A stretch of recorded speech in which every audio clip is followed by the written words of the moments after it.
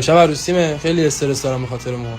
داداش من استرس نداشته باش، چه از این بهتر. میخوای سر سامان بگیری؟ خدا را شکر. خیرت بده. میخوای ازدواج بکنی، فکر موهاتی اون آرایشگر الان برات درست میکنه. الهی همه جوانها را عاقبت بخیر بفرما. اومدی عوض بشی یا خیلی عوض بشی؟ خیلی عوض. کره بابا خدا خیرت بده. چه سوالی هستی میپرسی؟ مسخره ما کردی. حالا بنده خدا 4 دلار مو رو سرش تو نمی بخوای ارزش بدی، ازش میپرسی میخواد چجوری بشه، میخوای عوض دست بکش. دارم توضیح میدم. بابا هرس نخور، ضرر مثلا داریم برای اینجور موقعی. میگه آدم عوض بشه ولی مریض نشه. خدا نکنه مریضی نصیب کسی که بخواد عوض بشه. من از آرمونی که عوض میشه چون مریض بشه و دانکش است. مطمئنی زارا مثلا همین بود. آیه آقا دوما چقدر به من اعتماد داری؟ خیلی. چند تا سکه مهرش کردی؟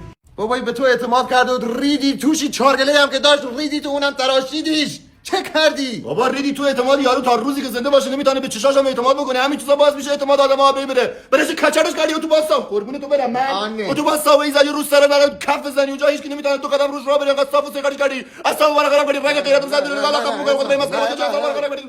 مال توی عمری بود آسمون میگشتم. نه تنها ریدی تو سر و صورت اون بدبخت، ریدی تو سر و صورتم منم. بابا حرمت این سیبیلای منو میگرفتی. خب من الان بخوام خودم میشه. تو چرا او پشتی؟ من دیگه دیوانه شدم واسه داده تغییر. اصلا درونم به هم پاشیده شده. این چه برای بدم؟ خیلی عوضش کرد. این چه برای سرش آوردی؟ معلوم نیست عروس داماد بین الوسطین. جای من تو عوض بین العروسین بین الدامادین چی؟ های اروماده. چه؟ اروماد ترکیب عروس و داماد. ولی هر جایی مدل به تو میان آسیبی داری. ان شاء الله عروس شدن تو ببینم داماد من.